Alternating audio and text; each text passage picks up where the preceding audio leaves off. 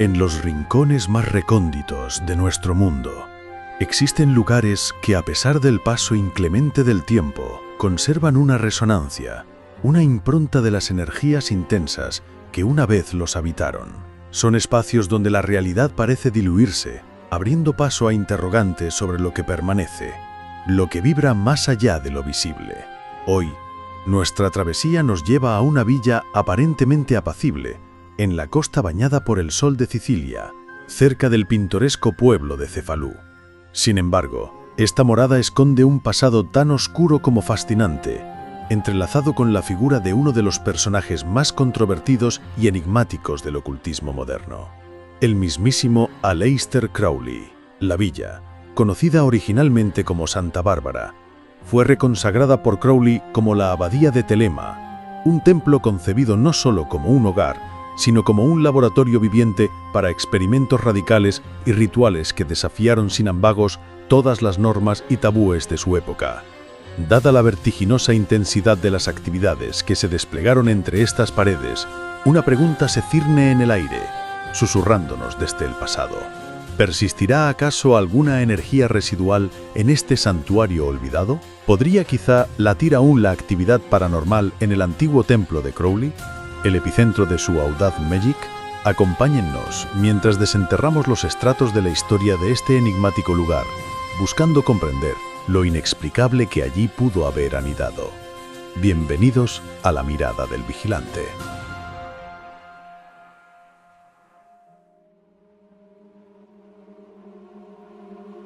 Para desvelar los secretos de la Abadía de Telema, es imperativo adentrarnos en la compleja psique de su fundador, Edward Alexander Crowley, quien más tarde adoptaría el nombre de Aleister. Nació en Inglaterra a finales del siglo XIX, en el seno de una familia profundamente religiosa, vinculada a los Hermanos de Plymouth. A la temprana edad de 20 años, heredó una significativa fortuna, un golpe del destino que le otorgó la libertad de viajar sin restricciones y dedicarse por completo a sus innumerables intereses lejos de las convenciones sociales. Estudió filosofía en Cambridge, donde rápidamente se labró una reputación por su intelecto superlativo, una mente brillante que, sin embargo, a menudo se veía eclipsada por una vanidad desmedida. Crowley no fue solo un erudito, su versatilidad lo llevó a convertirse en un renombrado alpinista y un prolífico escritor, pero fue en el mundo sombrío y seductor del ocultismo y la magia donde dejaría su huella más indeleble, una marca que resonaría a través de las décadas. Se le conoció por diversos títulos, algunos autoproclamados, otros otorgados por el temor y la fascinación, siendo el más notorio de ellos la Bestia 666. Crowley creía con fervor inquebrantable en Magic, una forma arcaica y deliberadamente diferenciada de escribir la palabra magia, la cual definía, en parte, como la comunicación con seres de un nivel superior de existencia, entidades de otros planos con las que buscaba interactuar. Fue él quien fundó una nueva religión, Telema, cuyo nombre proviene del griego y significa voluntad. La ley cardinal de Telema, extraída de un texto que Crowley afirmó haber recibido de una entidad no humana, un ser llamado Aiwass, en el Cairo, es simple en su formulación, pero profunda en su implicación. Haz tu voluntad, será toda la ley.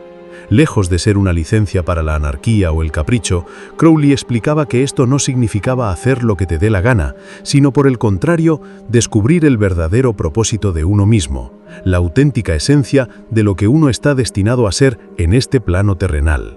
Para descubrir y vivir esa verdadera voluntad, los telemitas debían deshacerse de las restricciones autoimpuestas por las convenciones sociales, los dogmas religiosos previos o cualquier barrera autoinfligida. Esta búsqueda de la voluntad genuina podía, y de hecho implicó, una experimentación audaz y sin límites, lo que incluía el uso de drogas y, de manera aún más escandalosa para la época, la práctica de la magia sexual. Tales prácticas, como era de esperar, no solo escandalizaron, sino que aterrorizaron a la sociedad puritana de principios del siglo XX, solidificando la imagen infame de Crowley como un transgresor sin parangón. En marzo de 1920, Aleister Crowley alquiló una modesta casa de campo en las afueras de Cefalú, la Villa Santa Bárbara, y, con su habitual grandilocuencia, la rebautizó como la Abadía de Thelema. Su propósito, como ya hemos vislumbrado, era trascender la mera vivienda y crear en ella un verdadero templo viviente, un microcosmos donde él, su mujer de entonces, Lia Hirsig, sus hijos y un grupo selecto de adeptos pudieran vivir plenamente bajo los preceptos de la ley de Thelema. La vida en la abadía, desde una perspectiva moderna, ha sido descrita por algunos como la precursora de las primeras comunas hippies, un experimento social y espiritual caracterizado por una sexualidad libre, un consumo abundante y desinhibido de drogas y la celebración constante de rituales mágicos que desdibujaban las fronteras entre lo sagrado y lo profano, lo terrenal y lo trascendente. Crowley, con su visión artística y esotérica, se dedicó a cubrir por completo las paredes de la villa con frescos, transformando el espacio en un lienzo gigantesco de sus creencias y obsesiones. Estos murales eran predominantemente eróticos, inspirados estilísticamente en la obra audaz de Paul Gauguin, y oscilaban entre la fuerza del expresionismo figurativo y las formas oníricas y perturbadoras del surrealismo. Entre ellos se encontraban retratos del propio Crowley, imbuido de una majestad autoproclamada, y representaciones de escenas orgiásticas que dejaban poco a la imaginación, desafiando cualquier noción de decoro. De toda la villa, solo una habitación milagrosamente conserva algo de su aspecto original: el dormitorio, al que se le dio el inquietante nombre de la Cámara de las Pesadillas, donde aún pueden vislumbrarse algunas inscripciones y vestigios de la imaginería original. Los muros de esta cámara, y presumiblemente de otras, estaban adornados con imágenes de cabras, un símbolo ambivalente en el ocultismo, y de mujeres semidesnudas, acentuando la atmósfera de liberación sexual y misticismo pagano. Crowley, en un gesto de autoría y provocación, firmaba sus murales con la letra A y un par de piernas redondeadas, un diseño astuto y descarado pensado para representar un pene en el centro, encapsulando su filosofía de la voluntad sexual como fuerza creativa. En el corazón de la sala principal, que fungía como el templo central de la abadía, Crowley mandó colocar una mesa imponente, a la que denominó el trono de la gran bestia, un epicentro de poder y rito. En este templo se llevaban a cabo complejos rituales de magia ceremonial, adoraciones al sol que conectaban con antiguas tradiciones paganas, y, como elemento central, la ya mencionada magia sexual, una práctica que Crowley consideraba fundamental para la consecución de estados místicos y la invocación de entidades. Conforme la comunidad crecía y llegaban más seguidores, los rituales se volvían progresivamente más enredados, más excéntricos, empujando los límites de lo concebible y lo aceptable.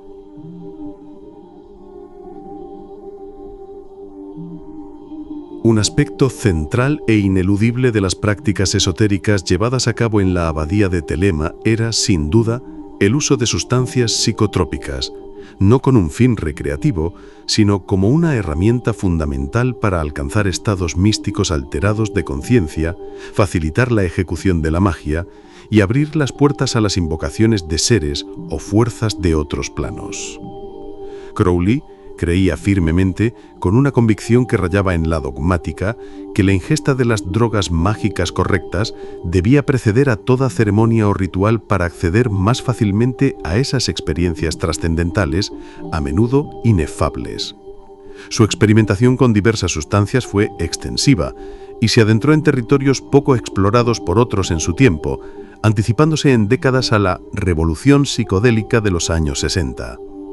Utilizó el peyote, al que él mismo bautizó con nombres evocadores como tecnología alquímica o elixir alquímico, considerándolo indispensable para sus operaciones mágicas más importantes y poderosas. A menudo, esta exposición se combinaba intrínsecamente con invocaciones complejas y rituales de sexo, buscando potenciar la energía liberada y la conexión con lo divino o lo demoníaco, según la intención.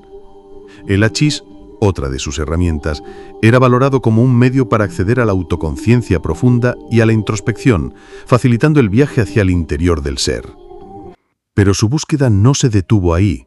También experimentó, con resultados más lamentables, con éter, cocaína, morfina y heroína, de las cuales, tristemente, desarrolló dependencias que marcarían su vida. A pesar de sus propias luchas internas contra la adicción, Crowley afirmaba que su objetivo con estas experimentaciones era hacer que tales sustancias fueran tan accesibles para todos que se eliminara por completo la tentación de lo prohibido. Una filosofía radical y adelantada a su tiempo.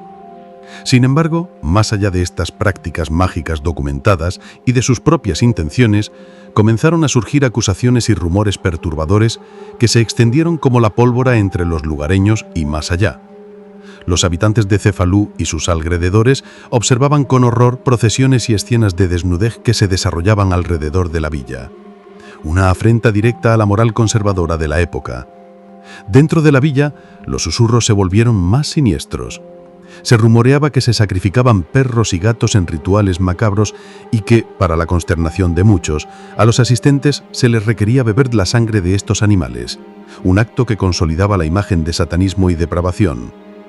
Las condiciones de vida en la abadía, además, llegaron a ser deplorables e insalubres, contribuyendo al deterioro de su reputación. Las actividades de Crowley y sus seguidores en la abadía generaron una reputación infame, una mancha que trascendería fronteras. Las denuncias y los rumores no dejaban lugar a dudas. Lo tildaban de degenerado, de satanista, de pervertidor de almas. Incluso una visitante, Helen Frow, hermana de Nainet Shangway, encontró la situación tan sórdida y alarmante que no dudó en acudir a la policía en Palermo para denunciar los hechos. También se elevó una queja formal al cónsul británico, aunque, curiosamente, inicialmente no se tomaron medidas concretas, lo que permitió que el horror continuara. El incidente que finalmente pareció precipitar la acción y sellar el destino de la abadía de Thelema fue la trágica muerte de Raoul Loveday, un devoto seguidor de Crowley. Loveday falleció a causa de una enfermedad hepática, contraída tras beber de un arroyo contaminado, una muerte que expuso las insalubres y peligrosas condiciones de vida en la comunidad. Su esposa, Betty May, destrozada y enfurecida, relató lo sucedido a la prensa británica, desatando un escándalo de proporciones mayúsculas que capturó la atención pública y forzó una reacción. Este fue el punto de inflexión, la gota que colmó el vaso para las autoridades. El 23 de abril de 1923, el gobierno de Benito Mussolini, quien ya desconfiaba profundamente de las sociedades secretas y los rituales esotéricos, viéndolos como posibles amenazas a su régimen fascista, actuó con contundencia. Mussolini ordenó la expulsión inmediata de Crowley de Italia. Crowley fue visto, bajo la lente del régimen, como un potencial espía, un propagandista subversivo, un masón, término usado en un sentido peyorativo por los fascistas, y ante todo, un depravado moral. La orden de expulsión no dejó lugar a ambigüedades, citando específicamente su actividad sexual como obscena y pervertida. Una excusa perfecta para deshacerse de una figura incómoda y desafiante para la moral pública. Crowley abandonó Sicilia solo, dejando atrás las ruinas de su ambicioso experimento. Hoy, la abadía de Thelema, la Villa Santa Bárbara, se encuentra en un estado de completo y desolador abandono, un esqueleto de lo que una vez fue. Es propiedad privada, sí, pero está en riesgo inminente de derrumbe y su visita está estrictamente prohibida, una medida de seguridad que subraya su precario estado. Sus ruinas, silenciosas y desvencijadas, son un mudo testigo de los intensos y a menudo controvertidos eventos que allí tuvieron lugar, susurrando historias de magia, éxtasis y tragedia. Sin embargo, la historia de la abadía no terminó con la expulsión de Crowley. En 1955, el cineasta Kenneth Anger, fascinado por el legado de Crowley, visitó la abadía y, en un acto de redescubrimiento, logró desenterrar algunos de los frescos originales de Crowley que habían sido cubiertos por la población local tras su expulsión en un intento de borrar el rastro de la infamia. Para aquellos interesados en lo paranormal, la historia de la abadía de Thelema plantea preguntas intrigantes que persisten en el aire denso de sus ruinas. Dada la naturaleza de los rituales realizados, que buscaban interactuar con seres de otros planos, la intensa energía liberada en sus experimentos con magia ceremonial y el uso de drogas, y los eventos traumáticos que allí ocurrieron, como la muerte de Puppet o la de Raoul Loveday, ¿podría haber quedado algún tipo de energía residual impregnada en el lugar? ¿Siguen resonando los ecos de la Magic de Crowley en estas ruinas abandonadas, esperando ser percibidos por mentes abiertas a lo inexplicable? Las fuentes históricas nos narran los hechos y las consecuencias, pero el velo del misterio, como siempre, permanece inalterado, aguardando ser levantado. A pesar de su vida profundamente controversial, de su expulsión ignominiosa de Italia y de la condena social, la influencia de Aleister Crowley y la filosofía Thelema no solo persistió, sino que se expandió y se arraigó en diversas corrientes culturales. Su legado se siente con fuerza en la contracultura del siglo XX, en el arte más vanguardista y de manera particularmente notable en el mundo de la música, donde su figura ha sido tanto fuente de inspiración como de fascinación. Artistas de renombre como el icónico Ozzy Osbourne le dedicaron canciones, reconociendo su impacto en la imaginación colectiva. Jimmy Page, el legendario guitarrista de Led Zeppelin, llegó a vivir en su antigua casa, la enigmática Boleskine House, buscando quizá desabsorber algo de su energía o de su genio. La imaginería críptica y poderosa de Crowley ha sido adoptada y reinterpretada por una pletora de bandas de rock y metal, cuyas letras y estéticas a menudo beben directamente de su filosofía y su aura de misticismo oscuro. Nombres como Black Sabbath, The Doors, Tool, Mastodon, Bring Me the Horizon y Behemoth son solo algunos ejemplos de cómo su visión ha permeado el tejido creativo de la música contemporánea. Su vida, tan rica en dramatismo y excentricidad, ha sido objeto de innumerables libros, tanto biográficos como ficticios, de series televisivas como la aclamada Strange Angel y de filmes que intentan desentrañar el enigma del hombre detrás del mito. La abadía de Thelema en Cefalú, hoy, es mucho más que una simple ruina abandonada. Es un lugar cargado de historia, un portal a un pasado donde los límites de la moral y la experimentación fueron desafiados con una audacia sin precedentes. Está intrínsecamente vinculada a los audaces y a menudo impactantes experimentos de Aleister Crowley con la magia, la filosofía Thelema y una vida que, para él, debía estar libre de las restricciones autoimpuestas por la sociedad. Aunque hoy solo queden sus ruinas deterioradas, sus muros desmoronándose bajo el peso del tiempo, el misterio de lo que realmente sucedió allí y la verdadera naturaleza de las fuerzas con las que Crowley afirmaba interactuar continúan fascinando a aquellos que se atreven a mirar más allá de lo evidente. Lugares con una historia tan intensa, tan cargada de propósito y de trauma, ¿pueden realmente retener energías residuales, como un eco persistente en el tiempo? ¿Podrían ser, de alguna manera incomprensible, escenarios de fenómenos inexplicables, manifestación de aquello que se sembró en su suelo con tanta intención?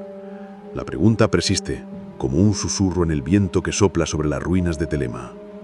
Dicho todo esto, lo dejamos en este punto. No quisiera irme sin antes decirles, como siempre, ámense, quiéranse mucho, y ante todo y sobre todo, sean muy felices. Hasta el próximo vídeo.